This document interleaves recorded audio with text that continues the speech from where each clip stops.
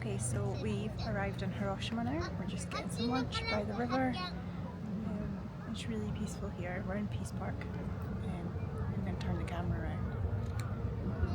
Yeah, so you can see like the really famous building that they've left.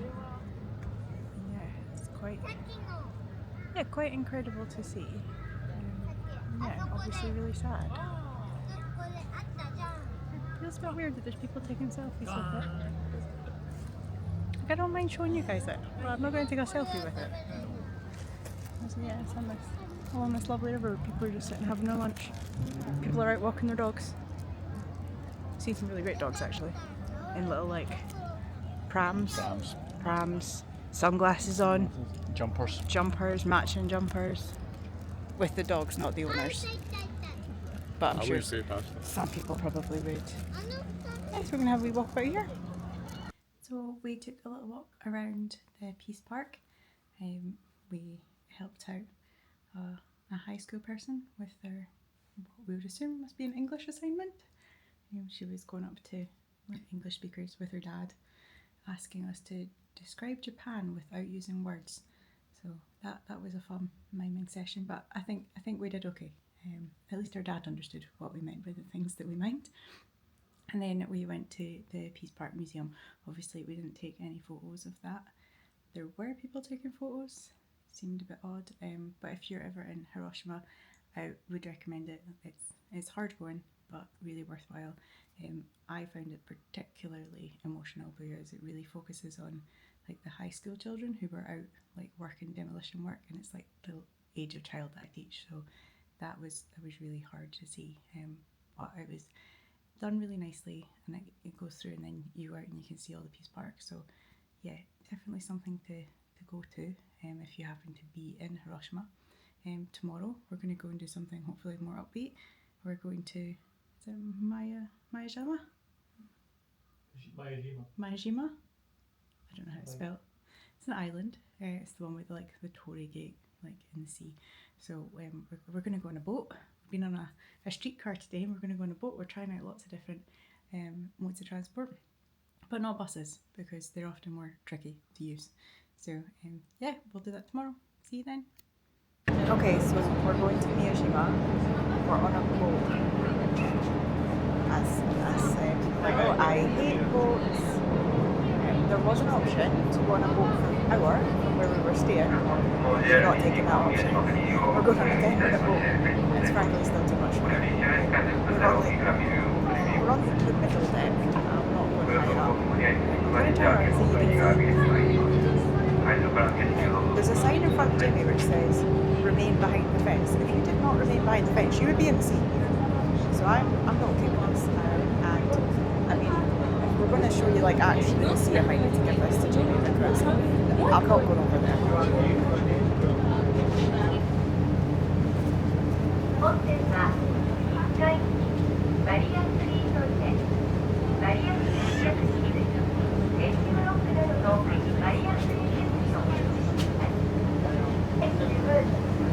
Information will be broadcast over the loudspeaker. Please listen carefully and follow the instructions.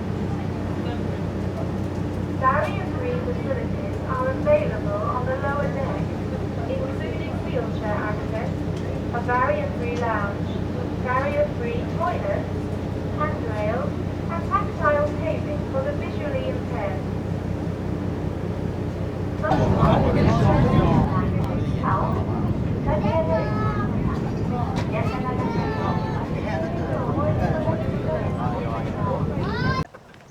Okay, we've arrived in Miyajima and made it on the boat, and the first thing that we find out is there's a man giving an announcement that the deer, kind of like Nara, will attack you from behind if you've got food.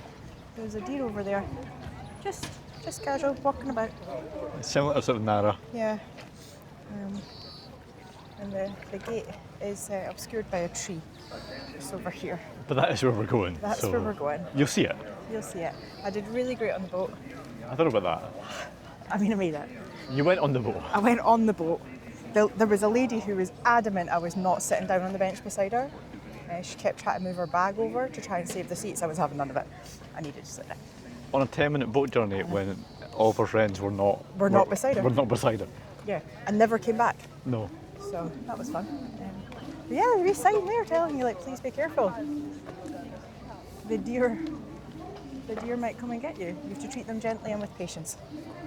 That sounds like they don't treat you that way though. No. And yeah, it was quite breezy on the boat, and we've now stepped off the boat, and there's not a breath of wind. It's actually quite warm. So, like, it's as warm as it would get in summer in Scotland, which is lovely. There's a side-on view of the gate. There's a wee side-on view of the gate. So, I learned some facts about the gate whilst I was on the boat. I was concentrating on what the lady was telling me. So it's 16 metres high, 24 metres wide, and people think that it is like in the bedrock of the sea, but it's not.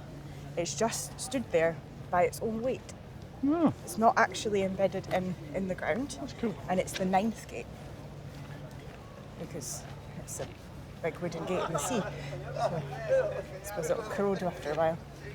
But there's some history. You can get loads of history facts on these vlogs. You do. You do. So yeah, we're going to go around, probably take some photos. I've got 2 shots left on my Just 2? Fuji colour. Oh. And then we're going for some FP4. Yeah. Black and white. Black and white, you've gone from colour. I mean, I could have given you a No, I had Kodacolour with me, but then I thought, no, okay. I've never used FP4 before. FP4's lovely. Well, so you've told me, so I thought I would use it here. That deer should get in that shop.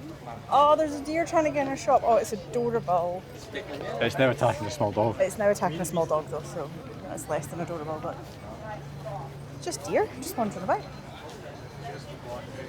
I just got really excited because we were up here on this walkway up above us, and then I noticed there's a beach. We're at the seaside. It's like a proper Easter holiday. That's what we'd be doing. Right, but really oddly, there's like 4 people on the beach. Like nobody's came down here. This is lovely. Oh, this is so pretty. And yeah, it's right there. And this island is just, oh, it's gorgeous. It's loads of like forest.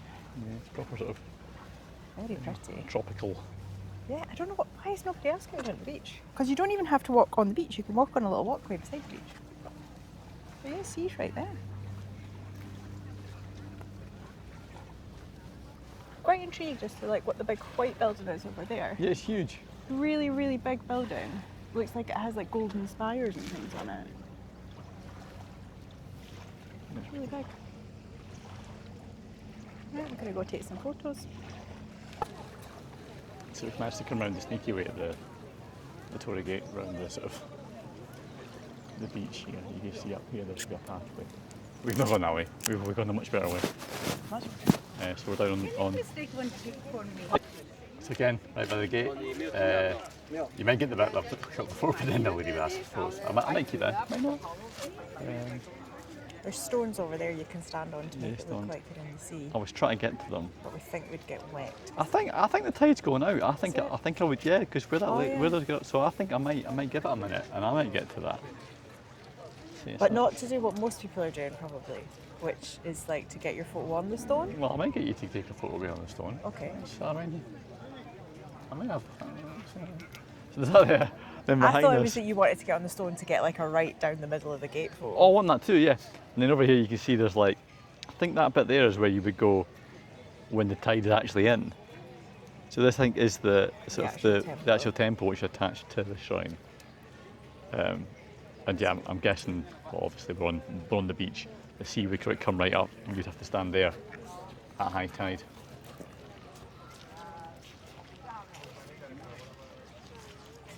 And there we go.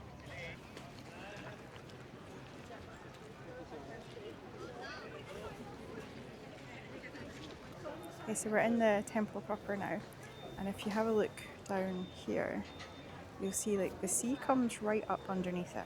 So there's a temple was first built here in 593, and then it was rebuilt in 1168, kind of as it is now, and it's got like 200 metres of corridor, which stretches around the whole thing. But it would be like when the sea comes in, it would come all the way in here. There's like barnacles and stuff on the stilts that hold that up. It's It's quite impressive temple. The ticket for the temple has a really amazing photo. I'm actually going to show you it. Obviously taken from the sea, looking back at it. So, look at that. It's a really great photo. So you see the gate and then the temple behind it. And then over here, we've got the gate. There you can see. And some corroded metal objects, which obviously I'm a fan of. So we're at the seaside. I'm going to have to go and take some photos of those. Just coming around the corner here to see this very steep bridge. I don't know if it actually comes across just how steep that is on camera. When we get right there. Yeah. And I could go translate the sign.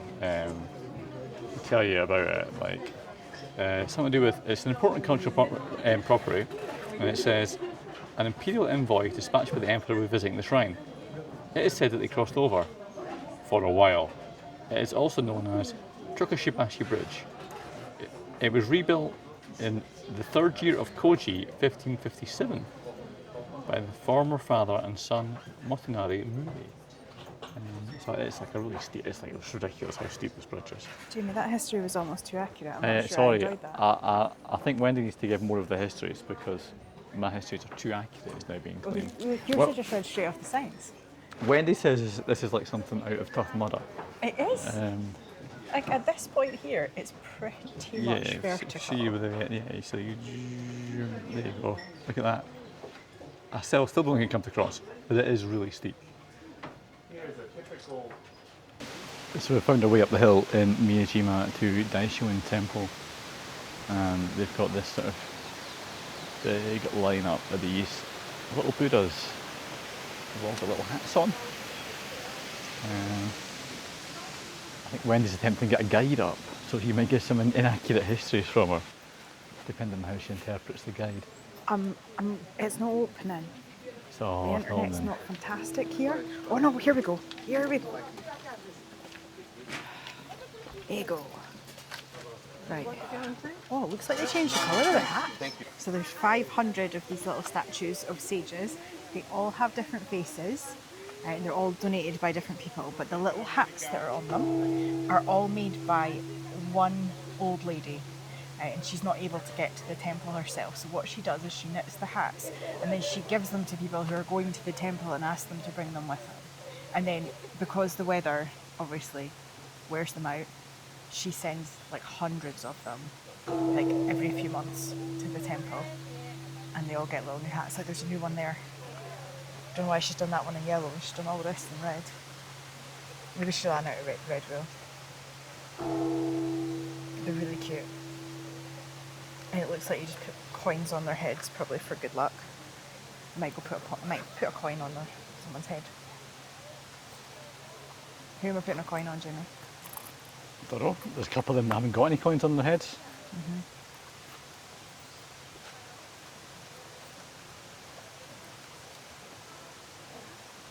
Quite like this wee guy over here. Well, Seems to be holding something.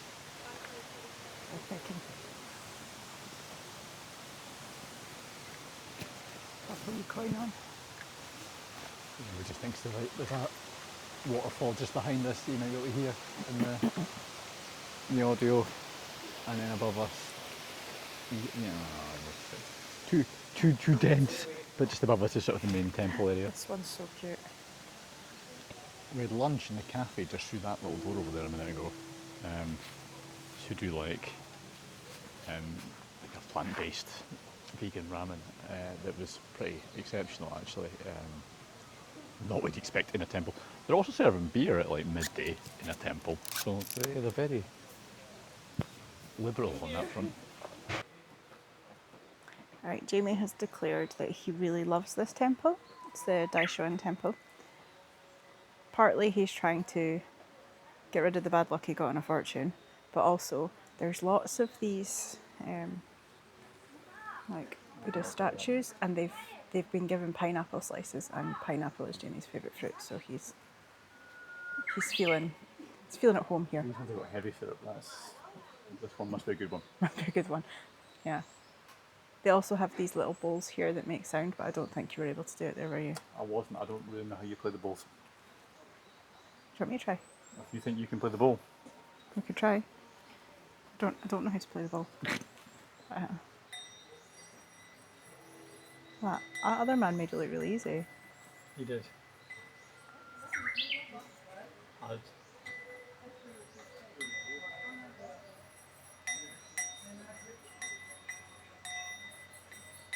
This is not that easy. This is why I'm not a Buddhist. Maybe you learn. That's why you're not Buddhist, that's the one reason. It's just the one. Can't play the ball. Never been taught. But I do like tinned pineapple. So. That's one of the qualifications, I think. Uh-huh. Out of all the dudes for hats we found one with a wee Miyajima Kamashanta. Look, I'm just lounging. Just lounging. I mean, he is the most Scottish of all wee Buddha man. There you go. Okay, so we're at the Hokoku Shrine, and this one was built in 1587, and it was built for the Buddhist sutras to be chanted every month for the souls of the war dead, and then in 1872 it was kind of not rebuilt, but just repurposed for honouring the person who built it. And up here there's a big stick. This big stick was used to measure for the Torii gate outside, so it's 16 metres long. It's got 54,000 tiles on its roof. Obviously you can't see that because we're inside. It's very pretty. We saw this from the bottom of the hill and we thought that's a big temple. We went up there. It's quite high up. It is quite high up. You had some stats on that one. I did have stats on that, I didn't remember those. So the frontage is 46.6 metres, including the veranda. It's a depth of 28.2 metres. It's quite big. Yeah, we're sort of built on the side of a hill at the moment, and then that's how like the frontage is at a different height because it's like. It's really pretty. It's got loads of art. You can Very sort of see old. the paintings around the top here. There's a very, very old painting of some deer there. So these deer are obviously have been wandering about this place for a while. Yeah. Ooh, there's one that's been cut out of wood. That's nice. Very impressive.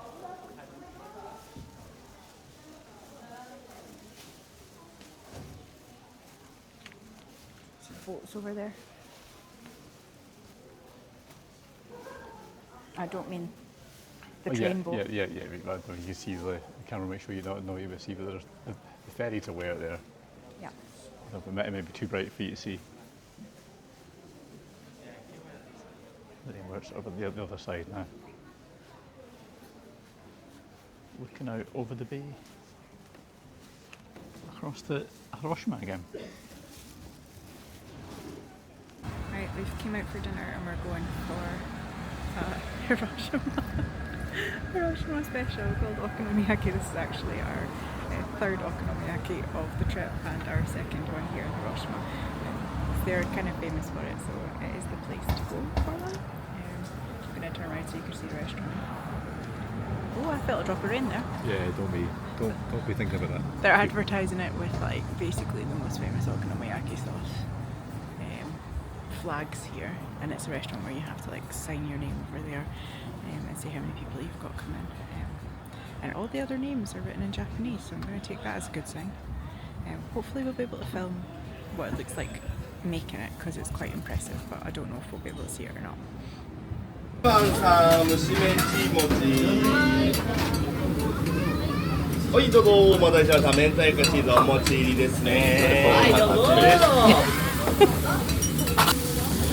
Yes, it was.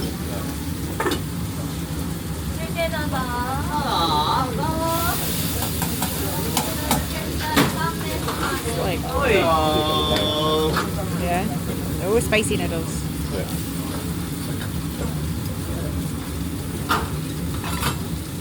So this place do a vegan one, and Jamie has ordered spicy noodles. He has no idea what that entails. That's Jamie's been made right there.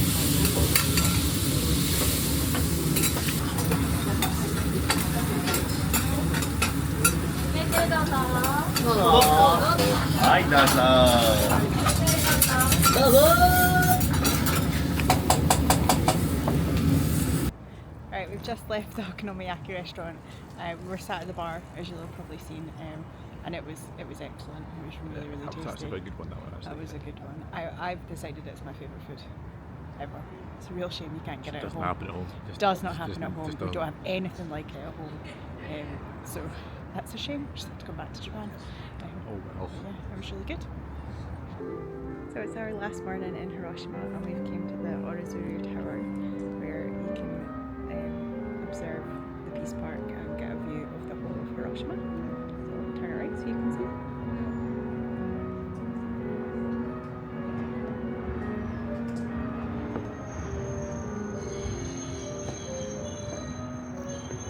This is an uncharacteristic thing for Jamie and I to do. We're 13 floors up. It's not too bad. It's actually not too bad though. You're like inside but outside. Which is fine. Yeah, you've done it well. Yeah. You have indeed. What's that? So Famous. you can see there's the A-bomb dome. And there's the Peace Park. Museum just over here. And then Hiroshima.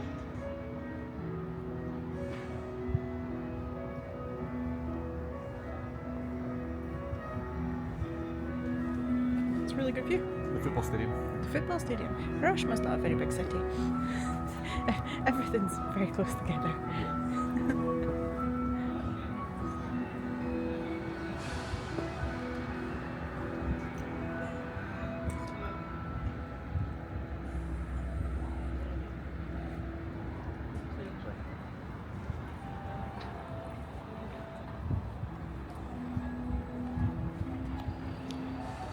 So in this building you can make a paper crane and throw it into the building. And so I'll try and get a shot from the outside when we leave. And people will do that for peace, because here in Hiroshima they are campaigning for no nuclear weapons in the world. You can also slide down the building on a big helter-skelter, so we might do that too. I don't know if I can film that though. Jamie's going to make a paper crane now. You're doing this, you're me doing this? Right. We're both doing it.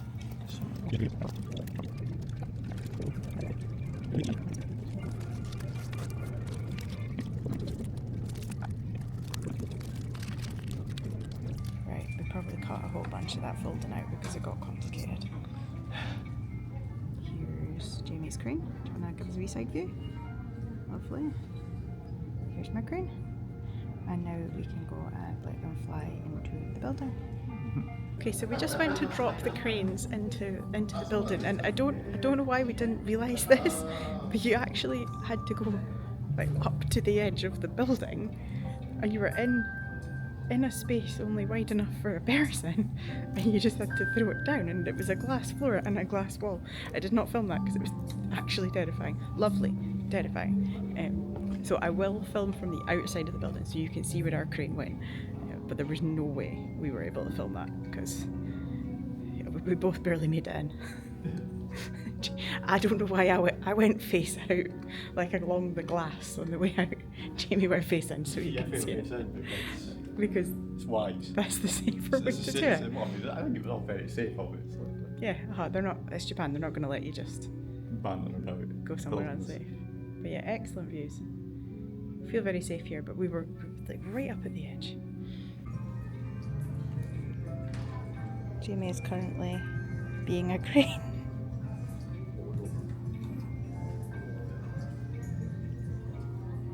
Oh, actually it's quite hard. There was one where you could virtually fold an origami. It was really difficult. This one's my favourite though.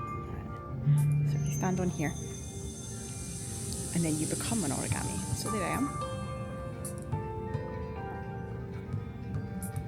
You can do all sorts, like obviously some ballet moves. John would be proud. Gonna slide down. On you go. I did not film that very well. Whee!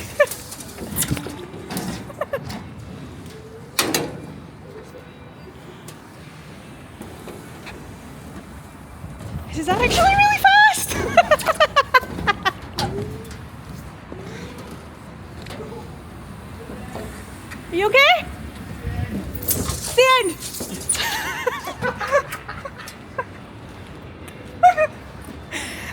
That lady was like, oh, somebody coming. She was like, oh, I hope somebody would use it. And I was like, yeah. She saw me as well. Oh, right. That was really good. Well, that was a fun way to get down 13 floors. Yeah, it's good that. So the slide we went down is called the slide Cool Cool Cool. I agree, was cool cool cool. I'm off to get some vegan ice cream now and show you what the outside of this building looks like with the cranes. So we dropped our paper crane into the side of that building. There are hundreds of thousands of paper cranes in the building, and each one hope for peace.